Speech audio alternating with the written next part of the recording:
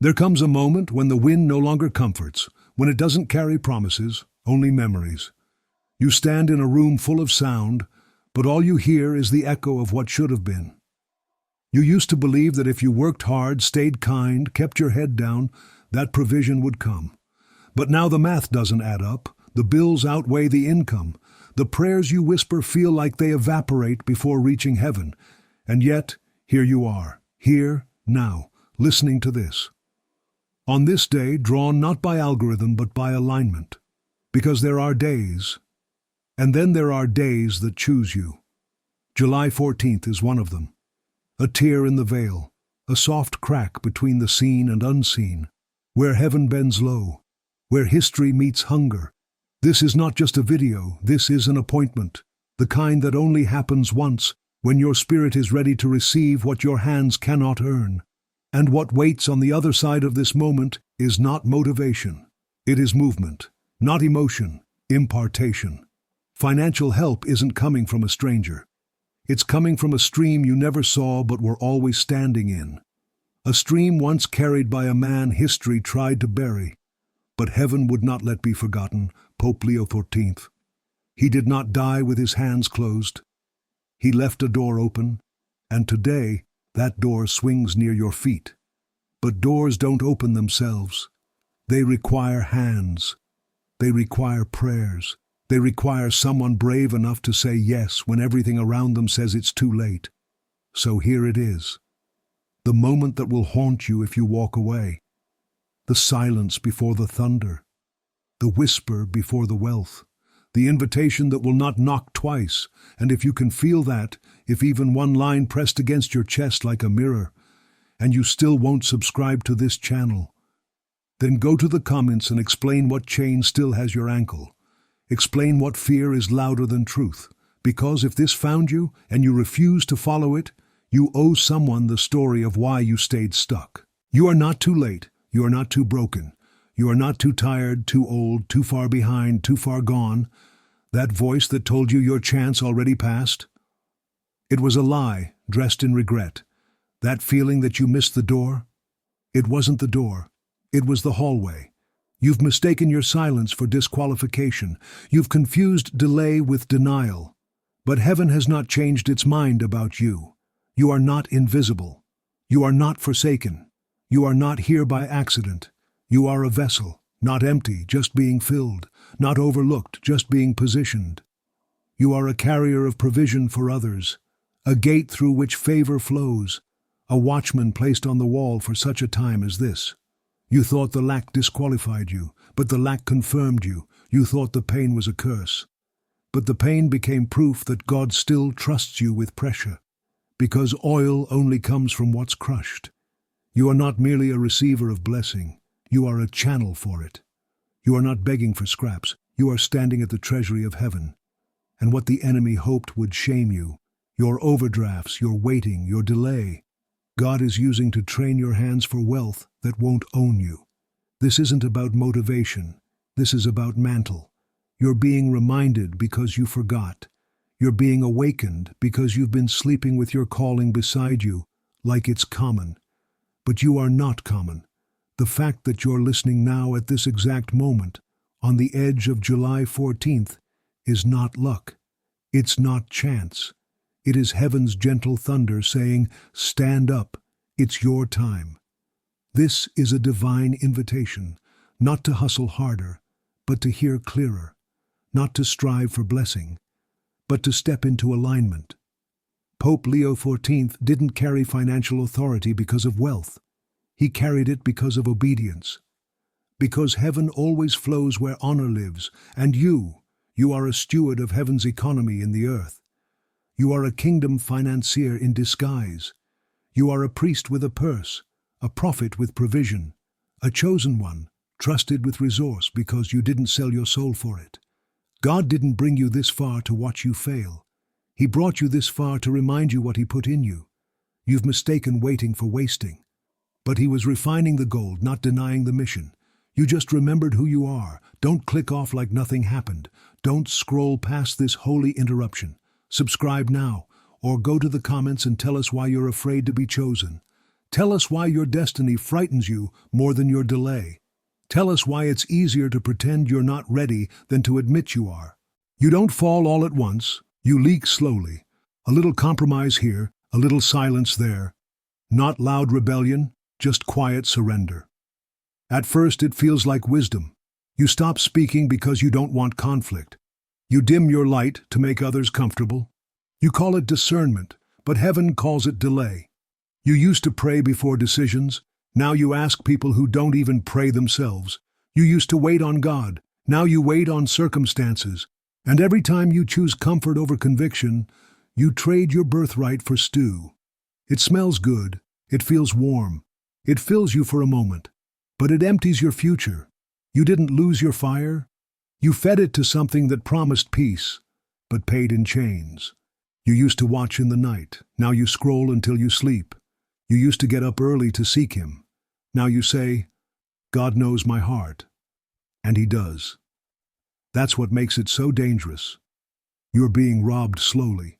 Not by a thief at the door, but by the doors you left unlocked. Spiritual poverty always leads to financial lack. Not because God withholds, but because you've placed your cup beneath a different fountain. You tithe without trust. You give with one hand while doubting with the other. You say amen in public, but you've built altars of anxiety in private. And the heavens respond not to volume, but to alignment. You're asking for overflow with a cracked vessel. You're expecting abundance, but you've partnered with scarcity through your speech, your habits, your hidden vows. You said you'd never be like them. But the bitterness in your heart is costing you more than their betrayal ever did. You carry offense like armor, but it's rusted and heavy, and heaven won't bless hands still clenched in judgment. You were called to be awake, to intercede, to declare. But you're sleeping in the garden, while the moment that could shift your destiny passes by. And the enemy doesn't need to destroy you. He only needs to distract you, to convince you that next week is soon enough, that obedience can wait, that you need more confirmation, that one more compromise won't kill the oil. But oil leaks, slowly, until there's nothing left to burn. And now here you are, hungry, tired, wondering why heaven feels far. It's not because God is absent, it's because your altar is empty. Your posture has shifted, and the silence you thought was rest has become rebellion. Wake up. There is still time, but not forever. This warning isn't wrath, it's mercy. God only exposes what He intends to heal.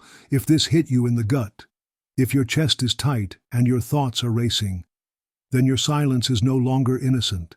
It's a sin of omission, a refusal to respond when God clearly spoke. Subscribe, take your place again.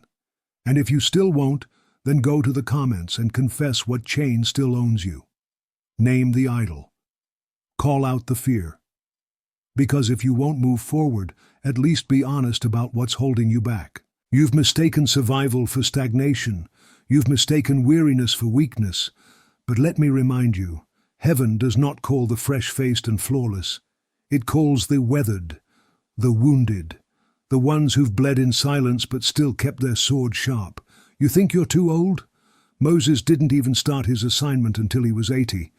Caleb asked for giants when most men were asking for a bed. Anna fasted in the temple, old in years, but still young in fire. Paul wrote most of his letters in chains, not in comfort. You keep thinking your best years are behind you, but in the kingdom, oil flows better through cracked vessels. Your scars are not a liability. They are receipts of endurance. Your pain is not in vain. It is evidence of preparation. What you call delay, God calls seasoning. What you call lack, God calls leverage. He's been reducing your distractions to increase your discernment. You've been through too much to pretend you're powerless now. You've buried too many dreams to pretend nothing's left to live for. You've seen too many miracles to act like you're unsure if God still speaks. This is not retirement. This is refinement. This is not your exit. This is your emergence. You don't need another prophecy. You are the fulfillment of one. You are not the forgotten remnant. You are the answer to prayers prayed generations ago. But you must choose. Because compromise will always offer you comfort, but conviction will always require fire. You can't live on both sides of the altar. You can't walk in overflow with hands still holding onto empty wells.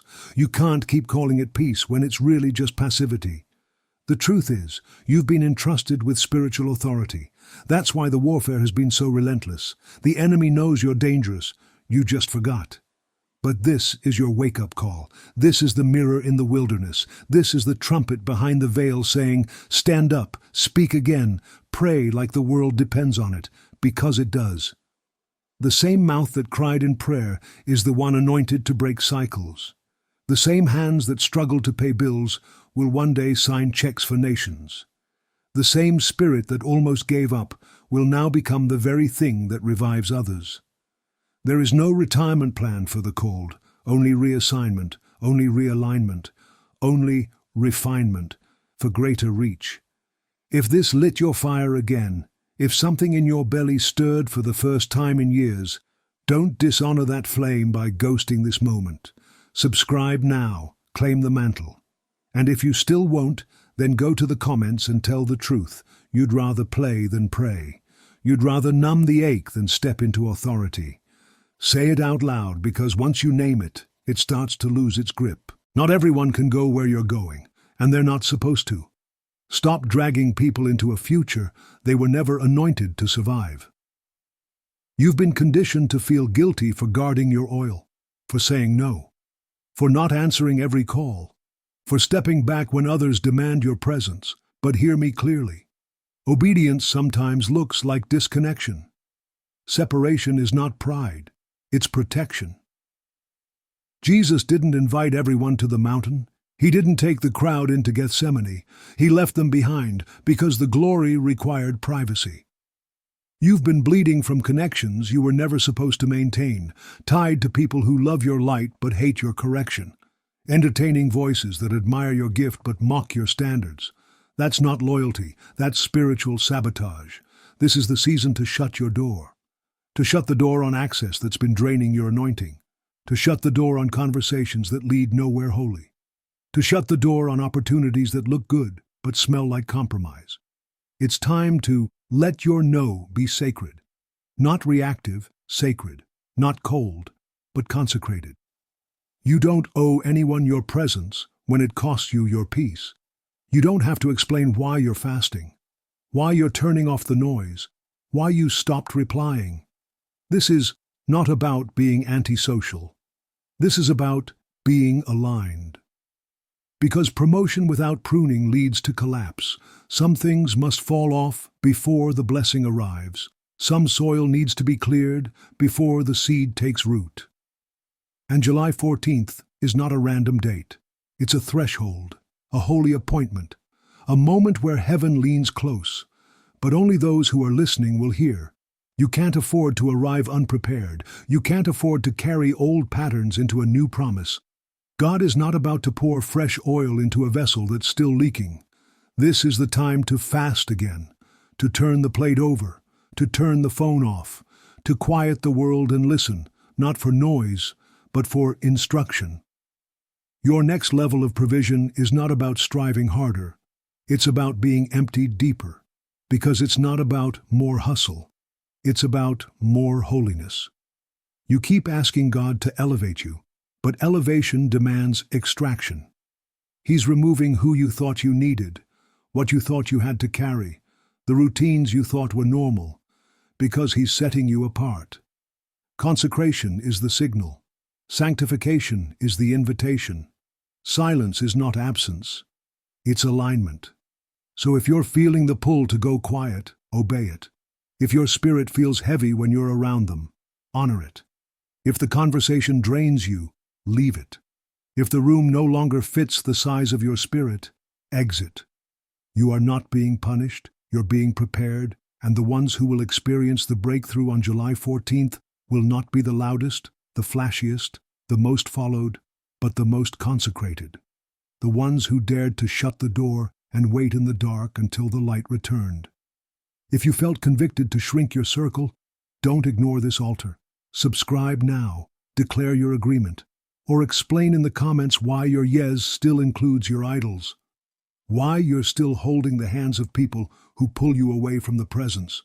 Why you're still negotiating with voices God already silenced. You think your yes is small?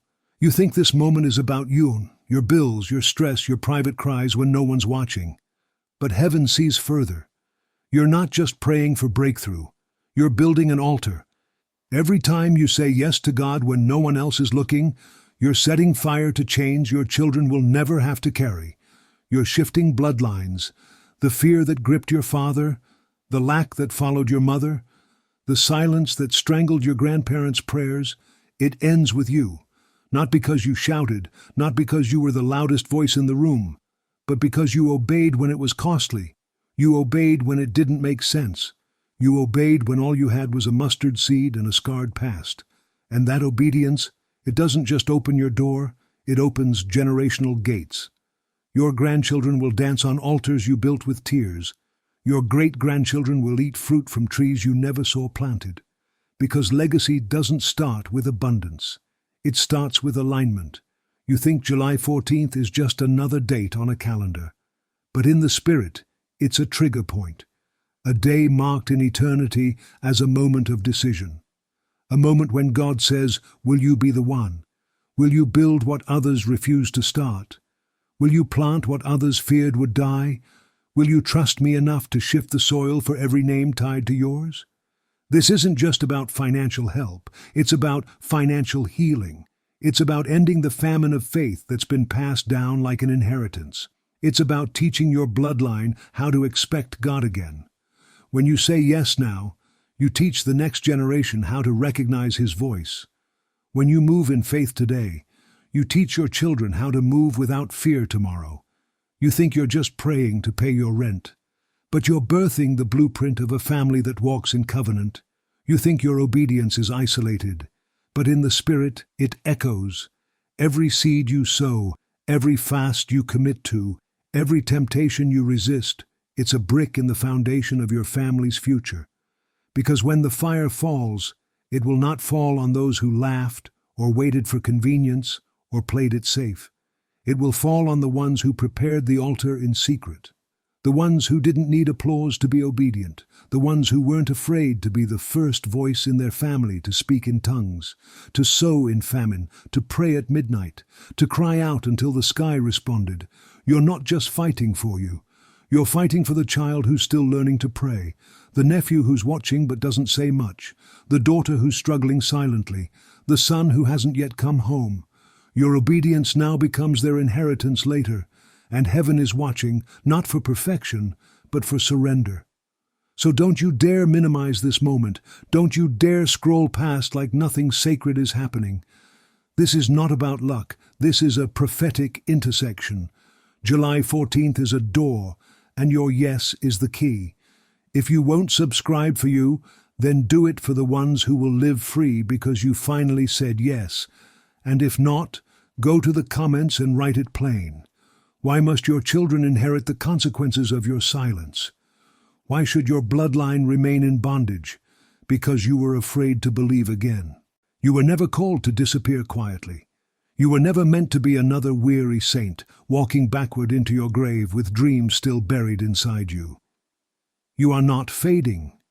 You are becoming flame. Your age is not a ceiling. It's a stage. Your weariness is not disqualification. It's evidence of the warfare you've survived. Your scars are not shameful. They are proof that hell lost more battles than it ever counted.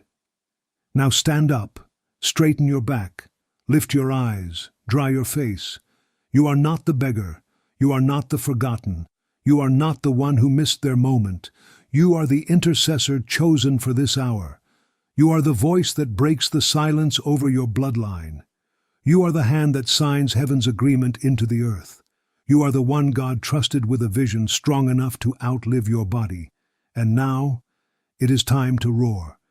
July 14th is not a date, it is a battlefield, a portal, a divine appointment where heaven will answer those bold enough to speak. You do not approach this day as a weak servant begging for relief. You approach it as a vessel of divine justice, standing in holy confidence. When you pray, don't whisper. When you speak, don't tremble. When you declare provision, don't doubt. Because the gates of heaven do not respond to timid hearts. They respond to faith-soaked fire. Let your prayer punch holes in the sky. Let your voice ring louder than every curse that's tried to choke your family. Let your declaration rise higher than the accusations of the enemy. Pope Leo XIV did not walk in fear. He stood in the gap. He stood for justice. He dared to believe that righteousness had weight in the earth. Now it is your turn to stand, not just for justice, but for provision. You are not begging for coins. You are releasing kingdom economics. You are not waiting for man to open a door. You are walking in divine favor from a God who never fails. Declare this over your home. Declare it over your children. Declare it over your hands, your business, your finances. This is not about luxury. This is about legacy.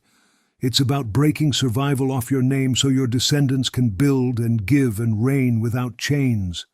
So when July 14th comes, don't sleep, don't scroll, don't treat it like another day. Fast, pray, speak like you've already seen the answer, because heaven has already heard the sound of your yes. You've been stirred, you've been warned, you've been commissioned, and if after all that, you still won't subscribe to Pope Leo XIV Unveiled, then go to the comments and write a eulogy for the fire you just put out. Explain to your future why you refused to rise, why you stayed silent when you were called to roar.